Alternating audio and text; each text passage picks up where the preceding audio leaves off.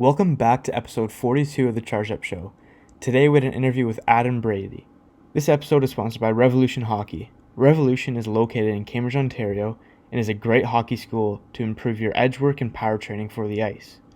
They provide weekly ice time, so it prepares you for your upcoming tryouts. Once again, thanks to Revolution Hockey, and enjoy the podcast. Please welcome the former captain of Bemidji State, Adam Brady. So let us just give us an update, obviously, after the NCAA season ended.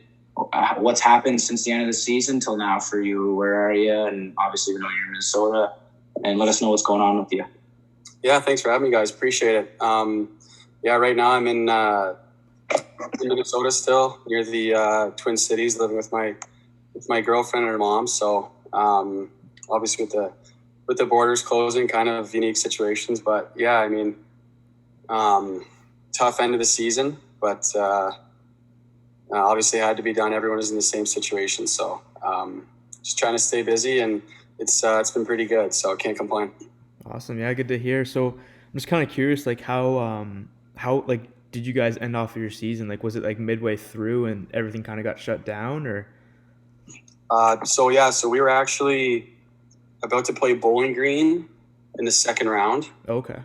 So it was a Thursday practice, so we were playing the next day and everything, and it was weird. Like the night before that, one of my roommates was like, "Man, I don't think we're playing tomorrow." Yeah. And we're like, "Yeah, right." Like, what are you talking about? Just because he was reading some stuff on Twitter. I think it was about the men's basketball, maybe the March Madness or something. Yeah. Okay. And we woke up the next morning and it wasn't good. Everything kind of blew up. So we were literally just about to step on the ice, and our athletic director burst off, gave us the news, and said that we'd hopefully play Friday, and then on the Saturday, the winner, they were trying to do like a WCHA final on the Saturday. Okay. And then hopefully get like the NCAA tournament going the next week. Because we were 11th in the nation. Like we were pretty much a win away from going to the tournament. So, literally like right before we were stepping on the ice, we got the news, and then he told us that. And then within an hour, it was canceled completely. So, yeah, it was tough. Yeah. Yeah. Obviously, that must have been tough for you guys being your last year, right? Correct? Yep. So, just how were you able to deal with that? And that's pretty heartbreaking. And what were your first thoughts? And I don't know, I just kind of want to pick your brain on how tough that was. Yeah, it was emotional for sure. It was kind of such a surprise that you didn't really know how to react, to be honest with you. Like, I mean, we literally we went home, and like me and the other seniors were just talking to each other. Like it doesn't seem real. Like it hasn't set in. We didn't really feel anything.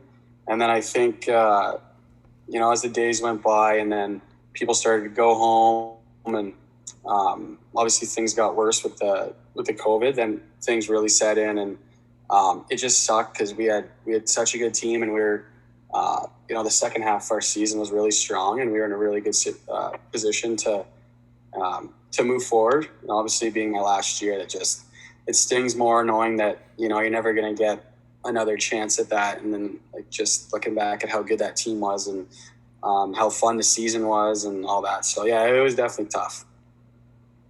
And then kind of just before we get into your hockey career, obviously I'm still trying to pull it up because my computer's being all laggy, but what was, you said you're near the Twin Cities, and what was all with the protesting, and obviously the big part of that was in Minneapolis, or like, did that affect where you're living at all?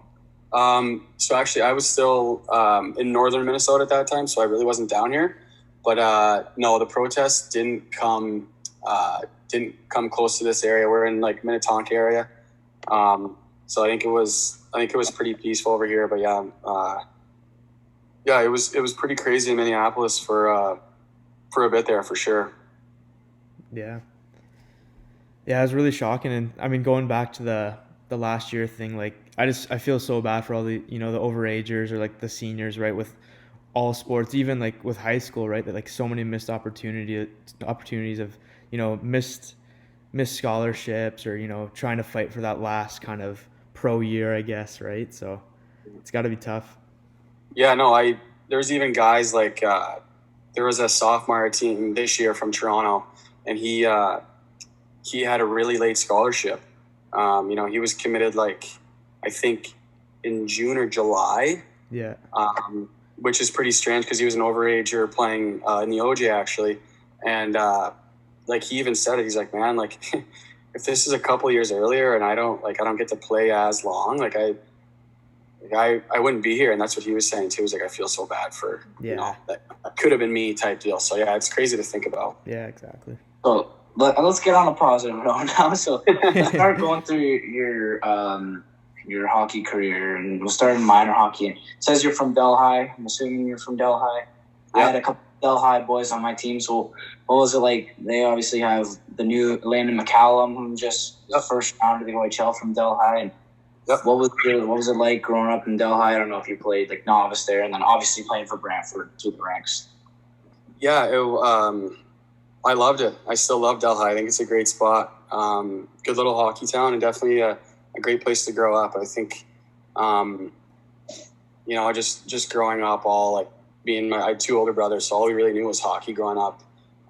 Once we got home from school, after dinner, and then my mom would drag us in for bedtime. So we were always playing hockey. And then so I played in Delhi actually until I played both years Pee Wee in Delhi, and then for AAA I went to Bantam I went to Brantford for both years of Bantam and then minor midget. So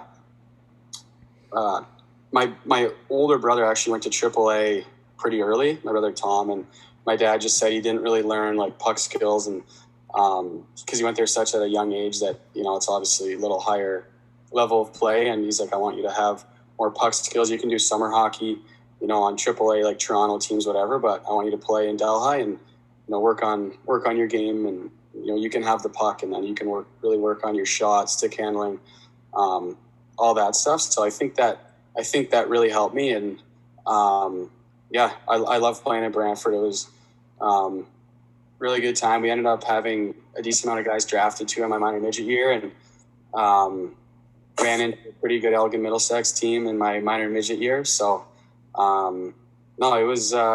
it was fun growing up though. It was Delhi's a good spot and a good little hockey town. Yeah, that's great. And so you made a good point. I was actually talking to a couple of people today about the importance of everyone thinks, you need to play AAA, and that's obvious. That's a very good point, and I'm a big believer in that too. Is that sometimes it's better to play at a lower level and be the best player and have the puck all the time, and that really helps you develop. But then jumping into your minor midget season, and the next question I had is, it says you were the captain. You put up quite the points.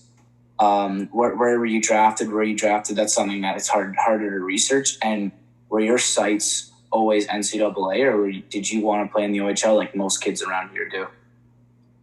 So I was drafted in the 4th round by Owen Sound. So growing up, I didn't even really know what college hockey was, to be completely honest with you. Oh yeah.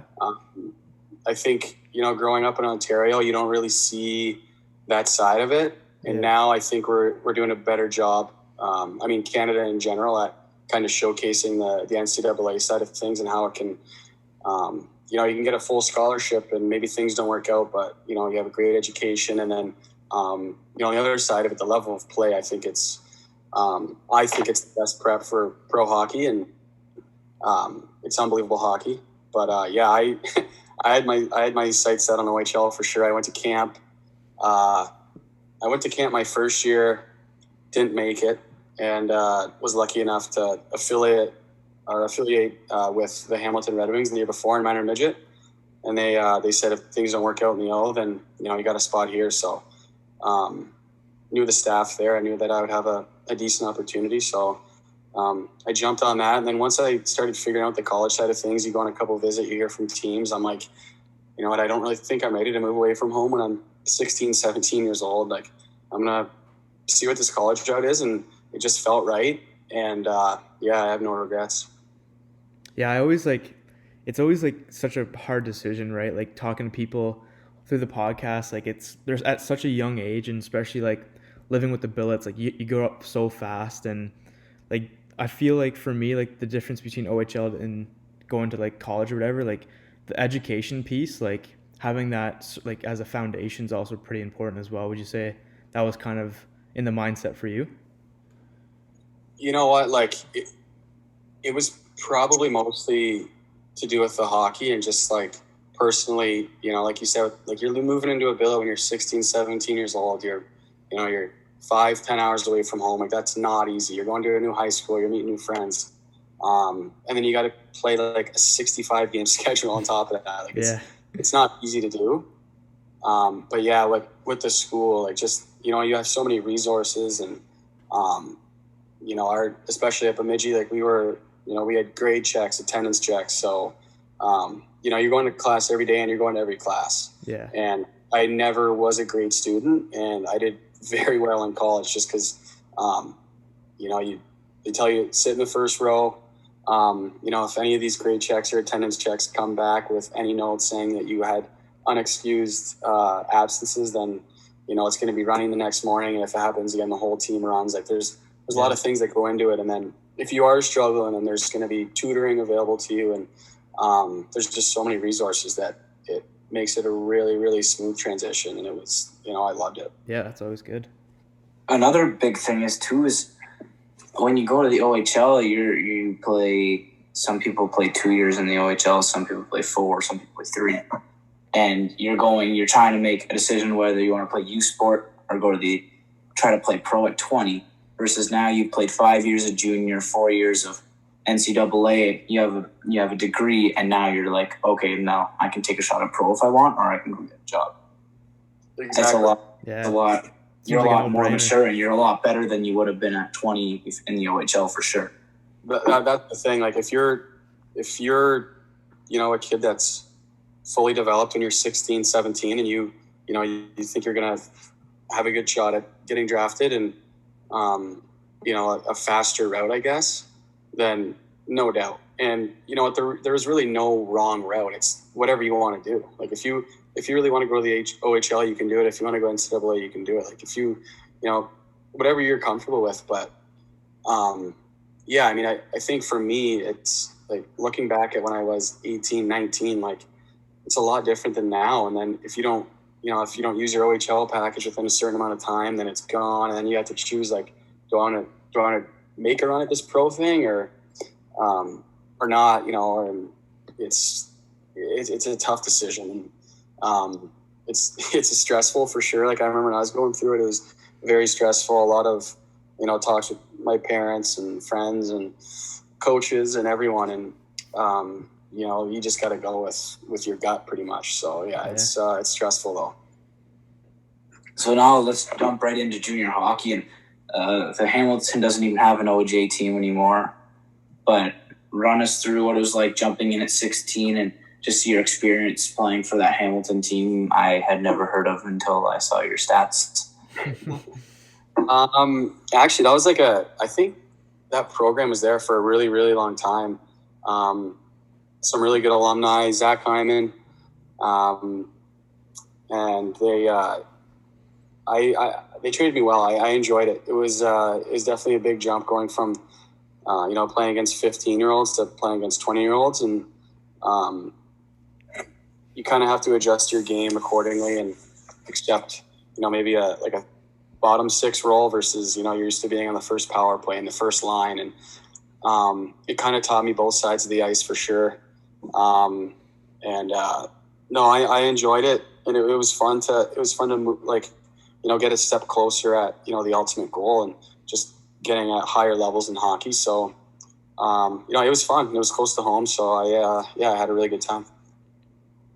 Yeah. And then after that, I'm just kind of going through your elite prospects here. You jumped over to Caledonia. So you were 2 years in the Hamilton and then you jumped to the GOJ. So how was run us through that experience and kind of your mindset through that?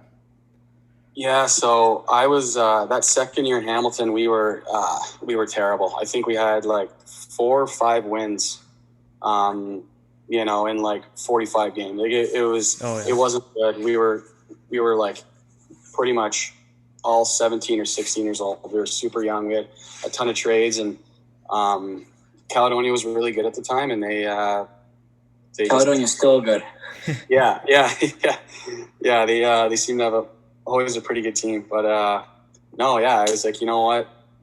I'm gonna go over there at the deadline, which was like January sometime, and win some games and have some fun. I just really wasn't. I was enjoying the game and I was playing a ton, but I just, it's discouraging when you when you play that many games and you only had a handful of wins. So I decided to go to Hamilton. I think it was like 15 games into that year, and then had a little playoff run. But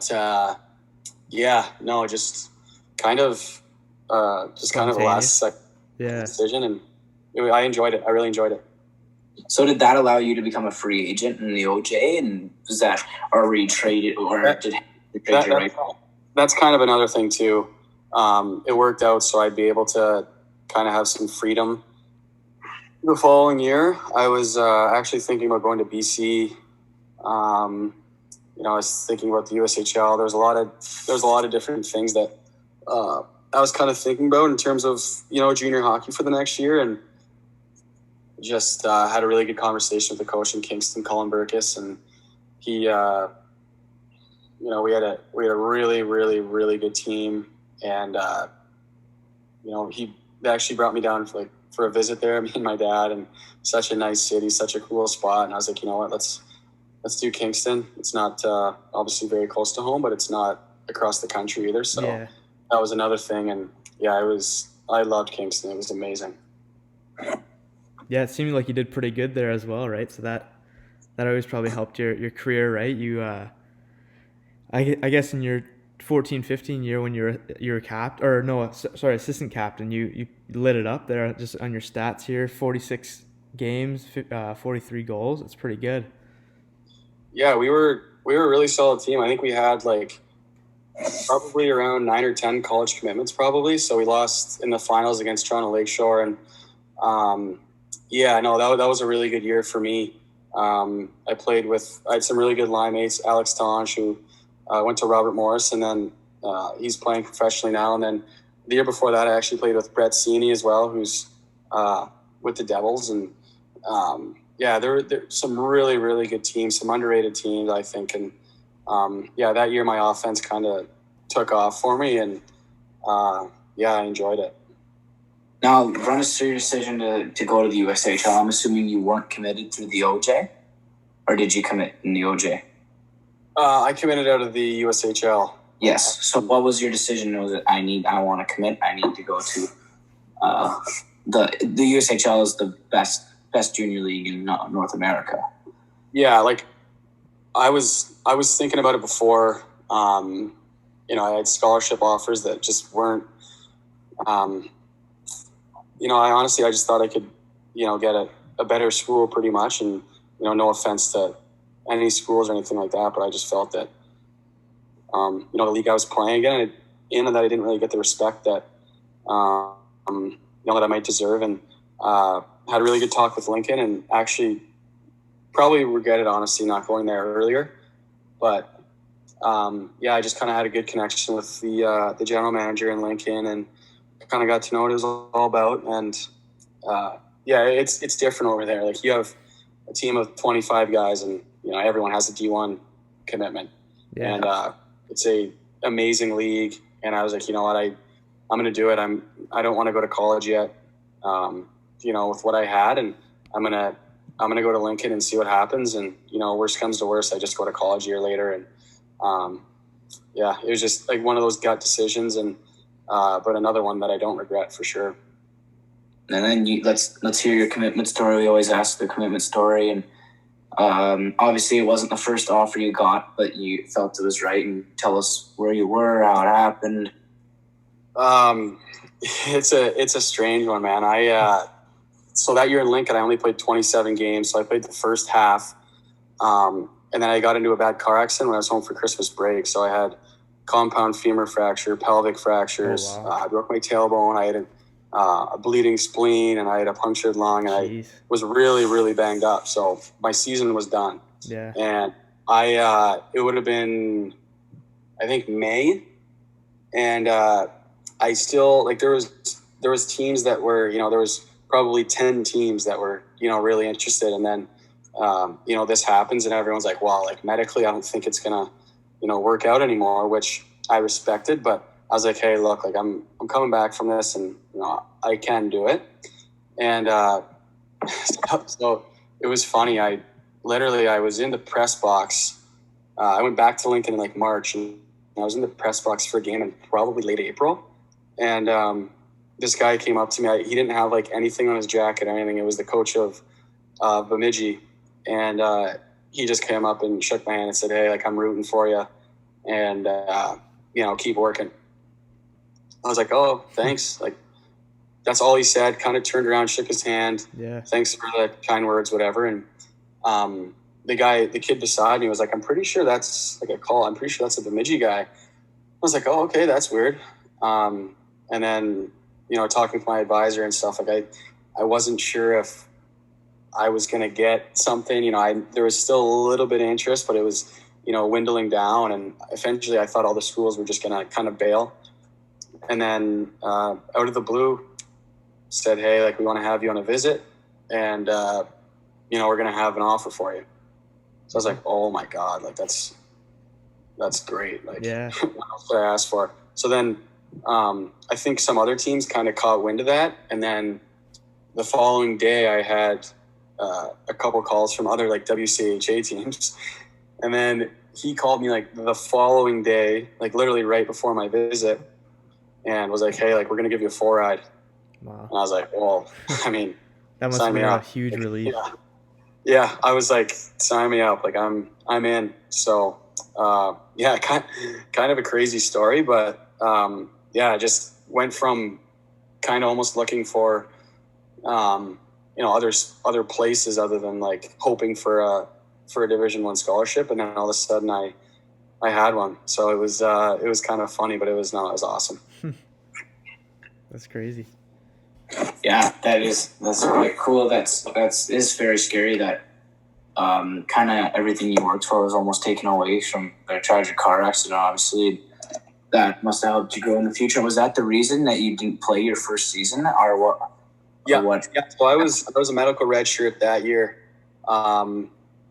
So I got cleared for contact like a year and a month after. So it was my freshman year. I got cleared for contact in like January, and I was like, I probably could have snuck in some games, but like I still was not ready. Yeah. I talked with like the coaching staff, trainers, all that, and it would have been a little sketchy, especially just to be like thrown into full speed. Like, like playoffs by then. So it would have been it wouldn't really made sense. But so I did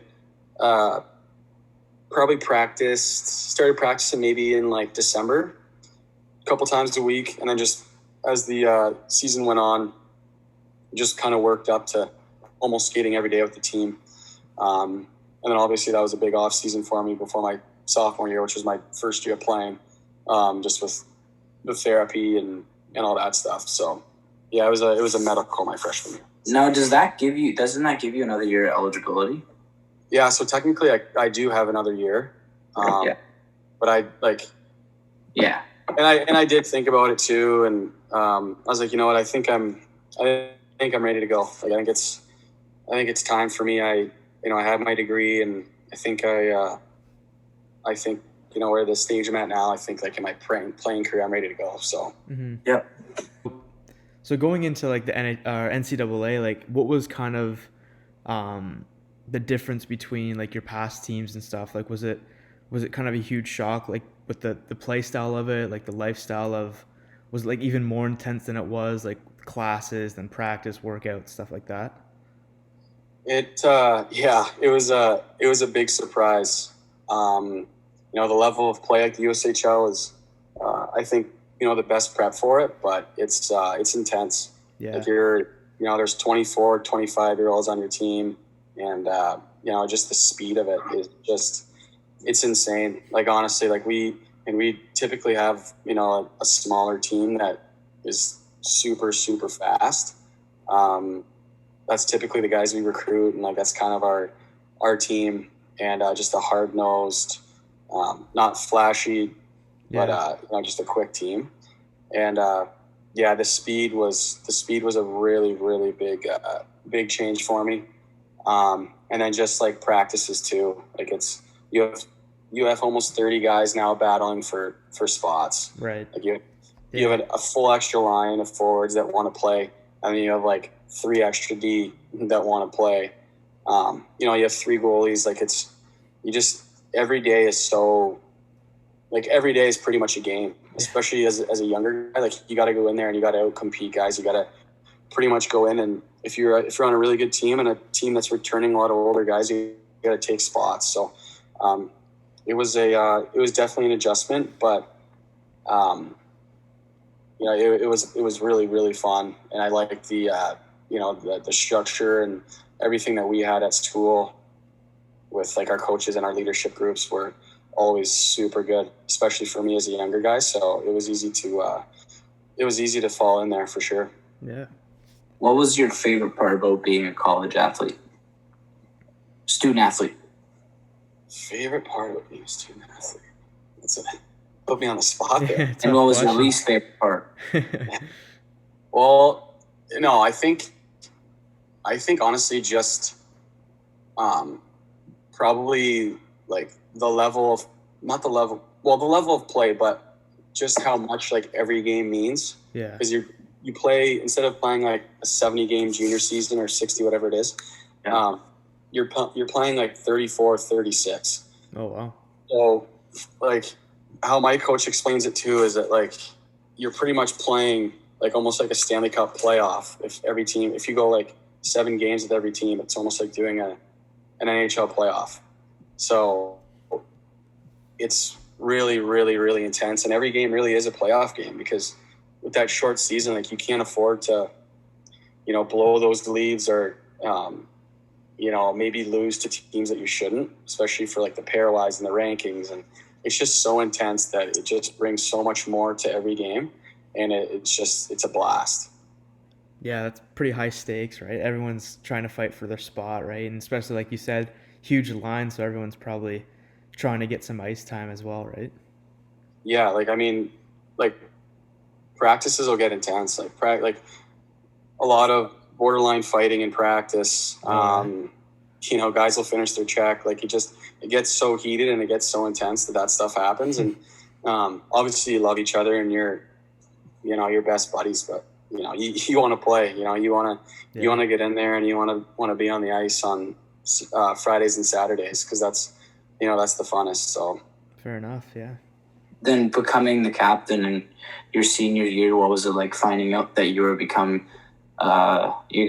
become the captain, and what were you aiming to do, and how would you reflect on how you executed what you want to do as a captain?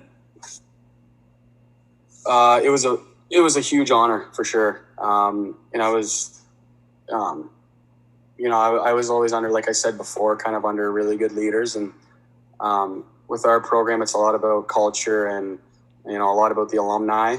And, we're kind of a blue collar, hardworking, honest playing team.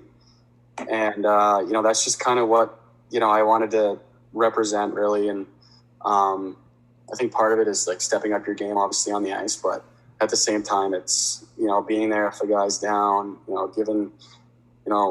maybe giving a guy a kick in the ass when he needs it, even though it's one of your buddies. Like that's the tough thing. And that's what we wanted to do with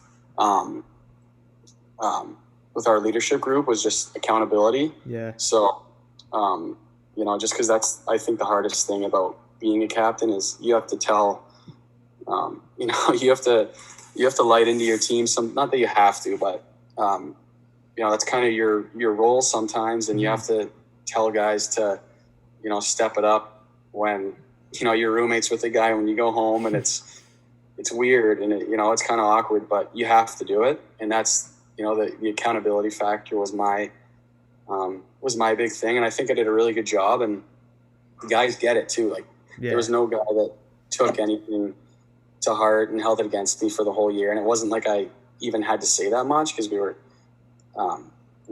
a pretty solid team, obviously. So, but I think it's just a lot of things that you don't really think about when you're not in that position. And then it's, the leadership meetings with the coaches. It's the one-on-one meetings with the coaches. It's, just a lot of stuff that you just try to do your best and, kind of step your game up so guys try to follow.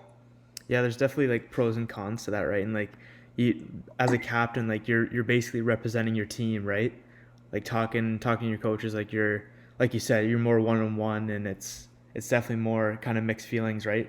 With your coaches, the players. So Yeah, and that's the thing too. Like, sometimes you travel on a weekend and you're not feeling very good on Monday. And it's like, well, the guys don't want to practice today. No, like 5 guys call you when you got off the bus, or they come up to you and say, Braids, like I got this going on, I got that going on. Like, with injuries or bumps and bruises, and what do you think about getting a day off tomorrow? And it's like, well, maybe we didn't win both games, and maybe the coach isn't going to be too happy when I go in there Monday, or give him a call on the Sunday or whatever. But those are the things that you got to do for pretty much the greater good of your team for the guys, and you got to be the guy that steps up and does that stuff, because you got to have a good relationship with your coaches so you can be on the same page. And I think we did a really good job of that. yeah, And it just helps things run